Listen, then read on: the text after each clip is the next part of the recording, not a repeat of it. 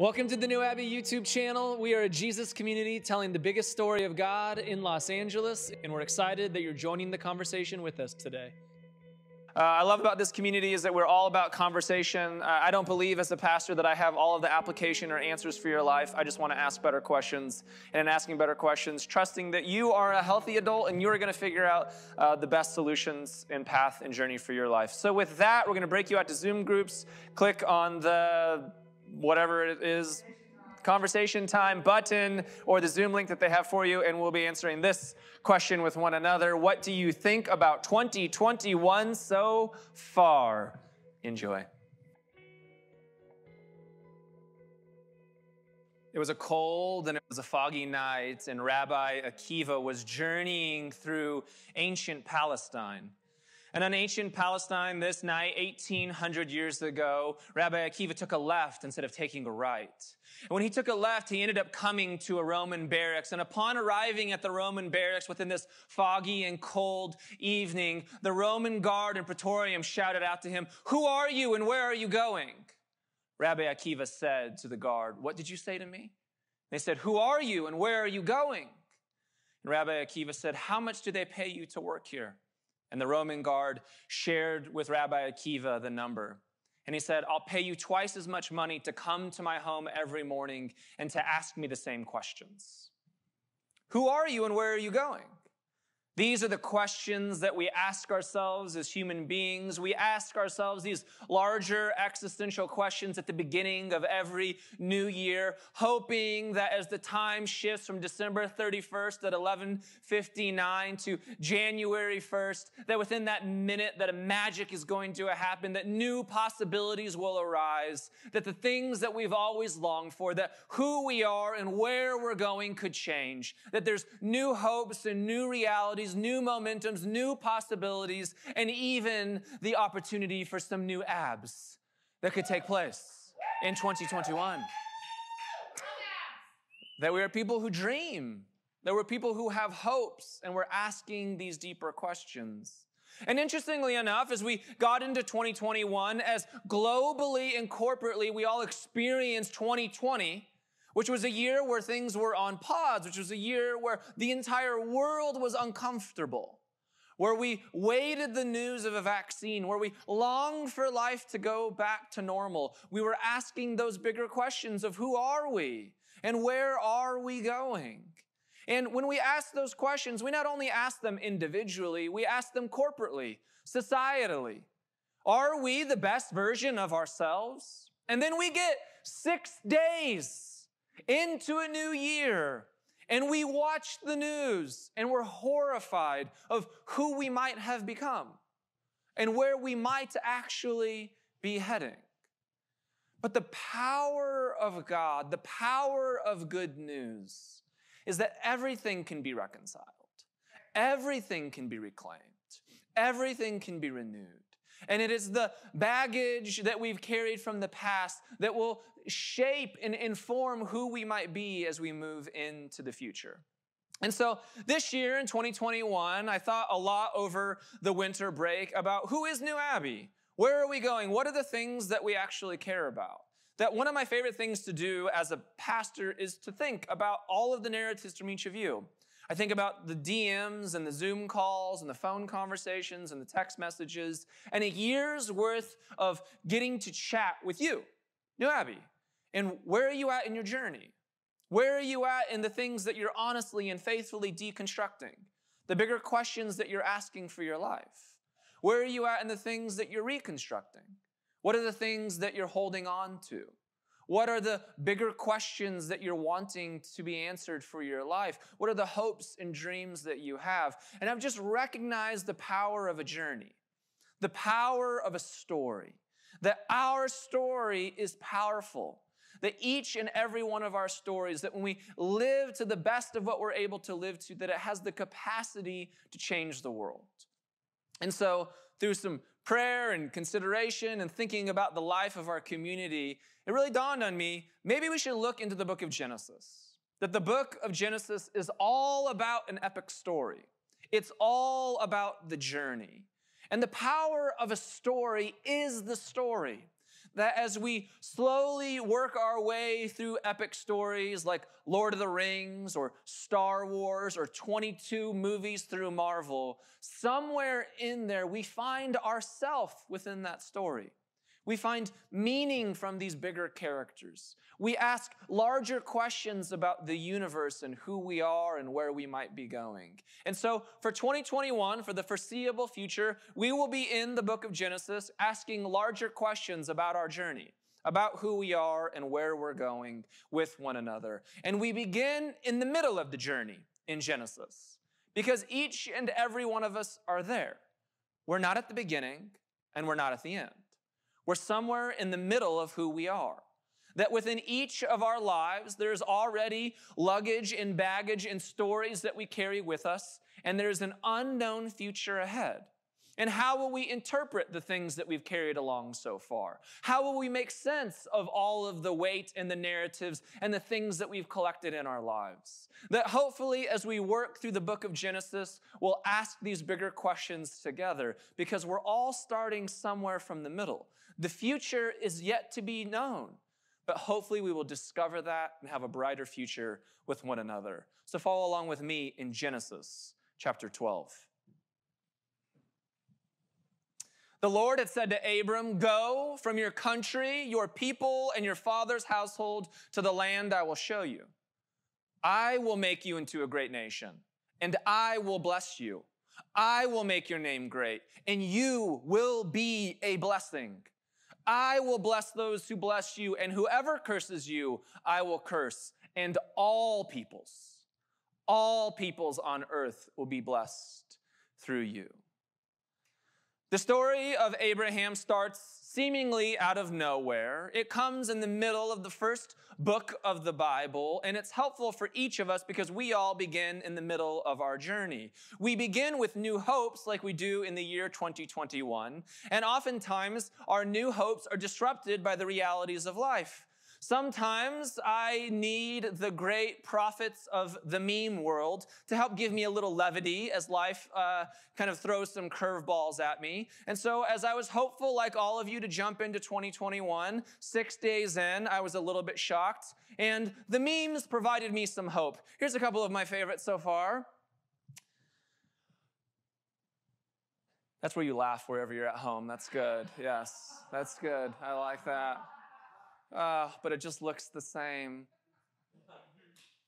Oh, for you Friends fans out there, come on, I know. Yeah, some of you are there. Some of you are there right now. You still have that hangover, so that's good. And then my absolute favorite, God. Please, God, let 2020 be a good one. You guys are still alive? And how many of us feel that way?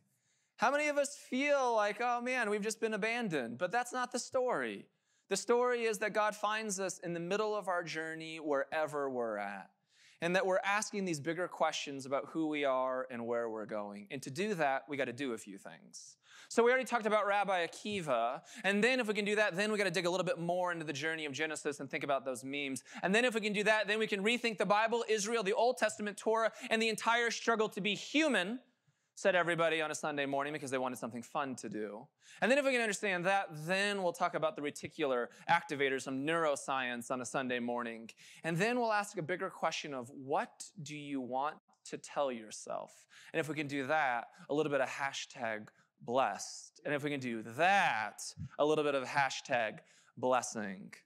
Do you remember those days? Like hashtag? Remember like when people do that? Like hashtag blessed, hashtag blessing? No one else remembers that? No? I'm the only one? All right, glad we had this conversation. What's funny is when I say those things, you can't respond to me anyway, so I have no idea what you're doing on your couch right now. So that's fantastic. The book of Genesis is interesting because the book of Genesis was written way later than most of us were told. So it's confusing for most people who read the Bible because when you read any book, you think, well, it goes in order. You start with the first story and you work your way through. But that's not actually how the book of Genesis was written. What we need to understand more than anything is how the Bible actually works. That when we can understand how the Bible works, we have a better understanding of how we actually engage the Bible in a larger journey or story that it's trying to take us somewhere. Now, many of us grew up in conservative or evangelical environments, or if you were Protestant and it was the Bible alone, you were taught to take the thing incredibly literally. But guess what, everybody? Thank God it is 2021, and we just have more information than we had before. We have better theology, we have better philosophy, we have better lenses in which to understand the scriptures. And as we understand those scriptures in fresh ways, I actually think it gives us a better opportunity to faithfully engage with what the stories of scripture are trying to tell us. And so for Israel, the story of Abraham is a story that they talked about, but they talked about it many years later when they were in captivity. I know you're getting really excited in this moment because I'm about to talk about ancient history of Israel in the Bible. Settle down. I know. It's some exciting stuff. The history of the Bible is told from the perspective of Israel, particularly the Old Testament. Israel is simply the word for struggle. That the whole Old Testament is telling a narrative about struggle. How freeing is that? How freeing is that for you that the Bible's trying to be honest? That the most difficult job that you'll ever have is to be human. The story of the Bible is not certitude. The story of the Bible is not absolutes. The story of the Bible is the struggle and our faith journey. And faith is that. It's faith. It's wondering, it's hoping for more, but it's never having a certitude about it. And that's okay. That's good because the fun of life is figuring it out. It's in the mistakes. It's in the joys. It's in the celebrations. It's in the falling down. That's what it means to be human. And so in the year 531 BC, is captivity. They were in captivity in a foreign land in a place called Babylon, which is now modern-day Iraq. Well, there's a problem to this story. For the people of Israel, they were freed from the land of Egypt and from Pharaoh, and they created their own nation in which they served their God, Yahweh. That when they were faithfully keeping the commands of Yahweh, that this God promised them that they would have a land to themselves. And this land to themselves was the place where they would make a home for themselves, a name for themselves, where God would bless them and where they would bless the world. And so the story gets awry rather quickly because that land has now been taken from them.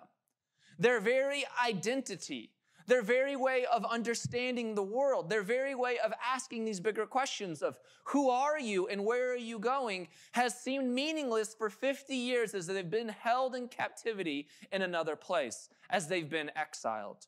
That is incredibly important to understand for how the entire Old Testament is put together. Because it's not until 531 BC, in a foreign land, in captivity, in exile, when the people of God are struggling their most, when the Bible or the Old Testament is finally written down. It's there, in that place, that they begin to reinterpret their stories from the past, that they begin to ask themselves the nuances about the stories that they've told themselves so far. So they probably had an oral tradition of the stories of Abraham and Isaac. They had oral traditions of the stories of Exodus, but those stories had never been written down. I don't know for you, but have you ever written in a journal? And then you read that journal 10 years later, and then you vomit in your mouth a little bit at who you were. You're like, I said what? About, huh? I do this all of the time. I have a couple journals that I've kept from when Carissa and I were dating, and I'll go back and read little excerpts, and we laugh out of pain together that I could have ever said these things because they were silly and immature, and you're like, that's how I saw the world, right? I remember this one journal I was reading to her, and I begin it with Abba, right? I love that so much. Just Abba, hear these prayers. And if any of you are journaling Abba right now, that is not a critique on you, it's just funny for my life. Do whatever you got to do. But we all grow up in some way. And then what happens is that from our vantage point of wherever we're at in this moment, our vantage point from where we're at in the middle of our story is how we reinterpret the past. So Israel is in Babylon, they're in captivity, they're in exile, and they're reinterpreting the past stories that they've had about themselves. And they are asking themselves new questions because they don't have the land, the temple, all of the things that they would say, look, the promises are being fulfilled in our lives. But how true is that for all of us? That 2020 felt like a year where we don't have all of the normals that we've always wanted. We don't have the interactions that we're looking for. We don't have the life that we so imagined. That all of us are wearing masks and we can't be 6 feet within the front of the people that we love. We're not supposed to travel in the same ways that we did before. Everything got turned upside down. That we're all in our own mini captivities or exile, asking different questions, and we're reinterpreting our past. That we're just starting from somewhere in the middle of our journey. But what we want, like every human being wants, is that we want a brighter future. So we look to our past and we reinterpret those narratives and those stories. And that's what Israel did as they begin to write down the book of Genesis. And we'll see that as we work our way through it. It's true of the Abram story. The Abram story, if you look in Genesis 11, it says that Abraham was in a city of Ur. I know Ur, everyone's favorite city from Babylon, right? But that's the Bible giving us clues. Abraham was in Babylon and God called to God. I just got like Southern there. And God said to the children of Israel, I will bless thee and part thy seas for thee. That was Martin Luther King Jr. there. I don't know. I'm just all over the place this morning. Anyways, God says to Abraham, you will leave Babylon and go back to the promised land of Canaan.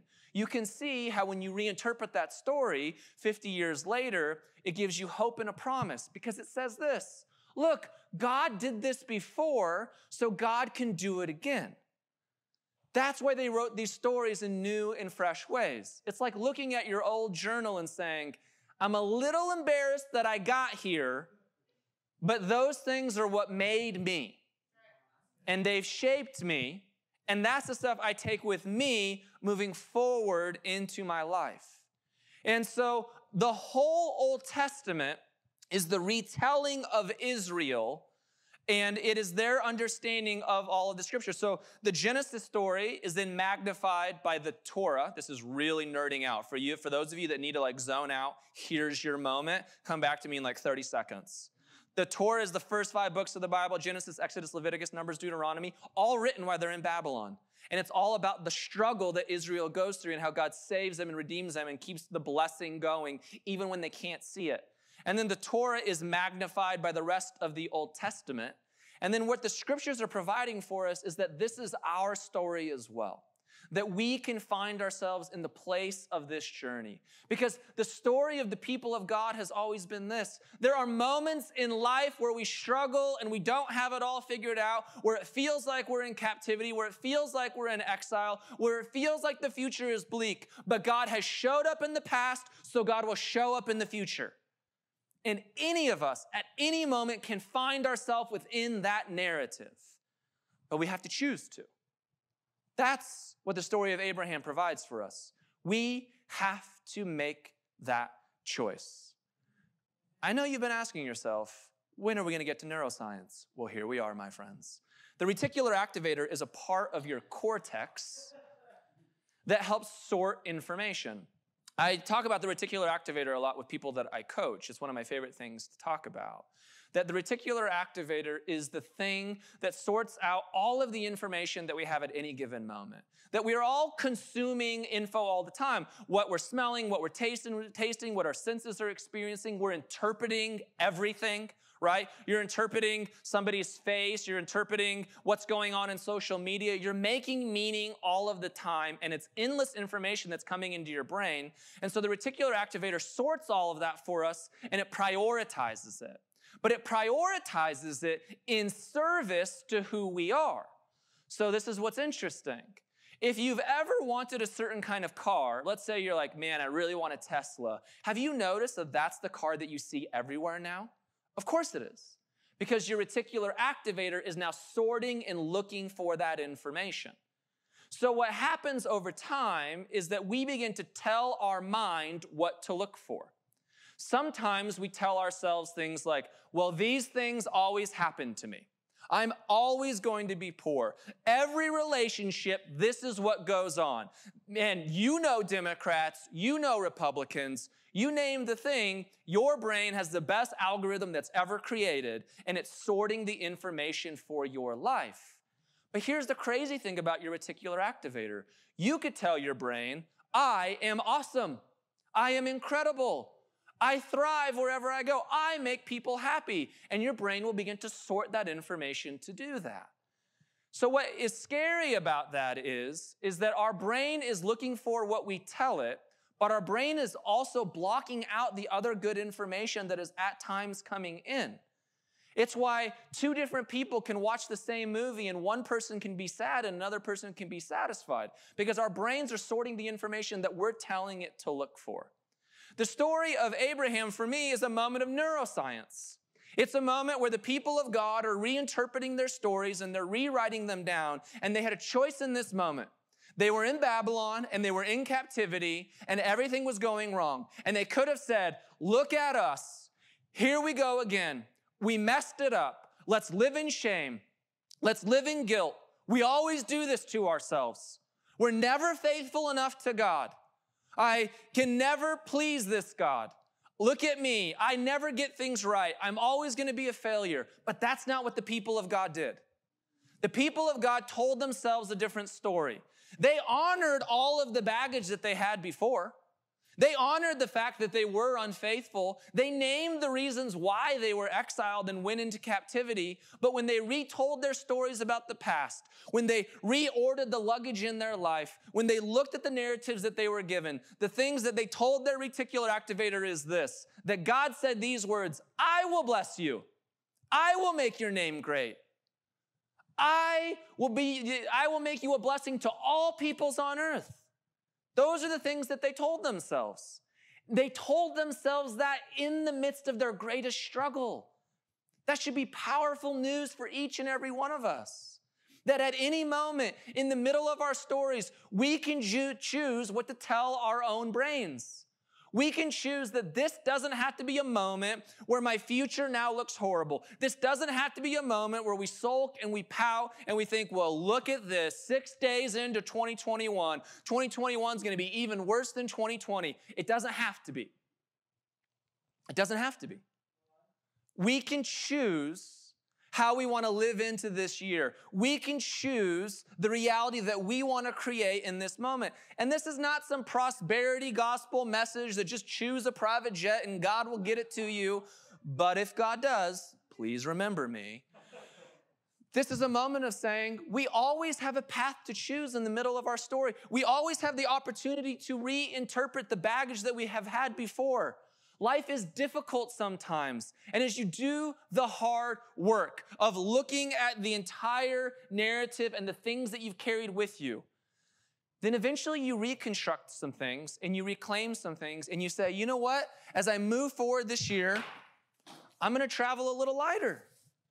I'm going to take some things with me, but I'm not going to take all of that.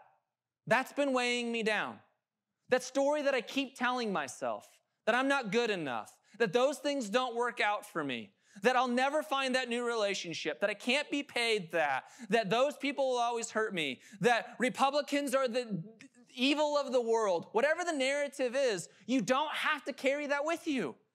But you can say, you know what? There are some things I'm going to take on the journey ahead. There are some things that I've learned. I have grown. I have matured. And the future that I'm going to step into in 2021, I'm going to remember all of the good that God has done. I'm not telling myself this story just to hype myself up. I'm telling myself this story because it's always been true. And how do I know that? Because you're right here, right now. You made it to this day. That means God has showed up. And so you can repeat those stories to yourself. And I love the word that's there for blessed. Blessed, for all of you liberals and progressives out there, here you go, you're welcome. The Hebrew word for blessed is barak. You're welcome. It's the word for blessed and blessing. And it's a word that I literally used to hate because like every evangelical that I would know would do it online, like just hashtag blessing, I got a new Ferrari. I'm like, I don't think that's what that means, but good, that's a win. I do think it's a powerful word though.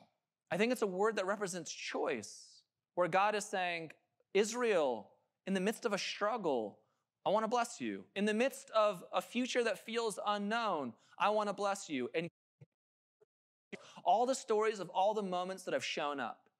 And the rest of the story of Genesis and the story of the Torah and the rest of the Old Testament is the reminders of those stories. Remember when you were in Egypt? Remember when you thought there was no way out of that? Who came to your rescue? Who fought off Pharaoh when you had nothing left? Do you remember when you were in the desert for 40 years, searching, wondering, wandering, just hoping that there was life? Who got you through that?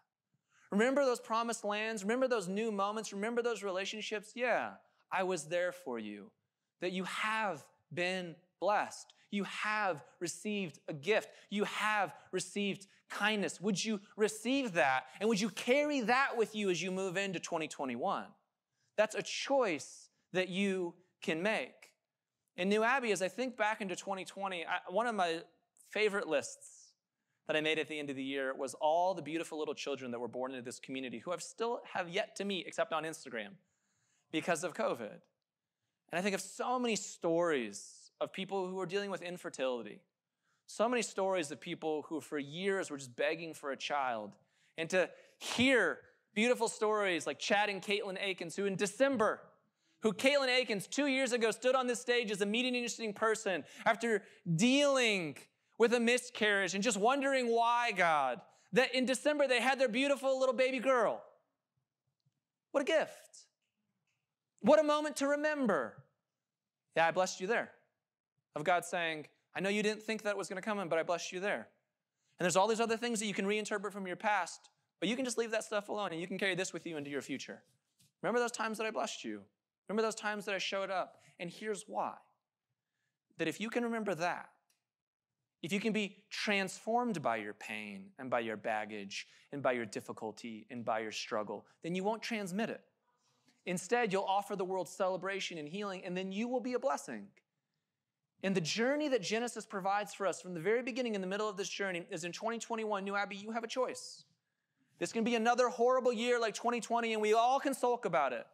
Or we can remember all of the things that God has blessed us with. And we can make a choice, an intentional choice this day to go be a blessing to others. That the biggest story of God is being told in the life of this community all of the time. That new Abbeys are starting up around the country because people are hungry for good news. Good news. People are hungry for stories where God shows up in their life, regardless of who you are, celebrates you, heals you, transforms your life, and matures you so that you can go be a blessing to others. And so I want to leave you with this. What are some ways that you can remind yourself of this as you move into 2021? Here's something that I've done. Maybe it works for you. I just have a little list on my phone where I write down all of the things that I'm grateful for from 2020. Where when I look at it, it's like me creating my own scripture in some way. These own good words from my life of saying, oh, look, that's where God showed up. Oh, that's where God was kind. Man, I never thought that conversation would go that way. Look how God blessed me. Look how God blessed us. And then I think about every day, I have this question that I ask myself. Who can I serve? Who can I be a blessing to? Who can I offer kindness to? And for me, it's simply this, that in every conversation that I get into, every Zoom call, I just think, how am I asking that question about this person? Because that's our job in the world. That as God reforms and reshapes and provides us with a different trajectory for our journey, how do we offer that blessing to others? New Abbey, we have a choice in 2021. We are on a journey together, and I believe that all of our stories together will tell the biggest story of God. You're going to get back in your groups, and you're going to be able to answer this question with one another. Who will you bless this week? Enjoy.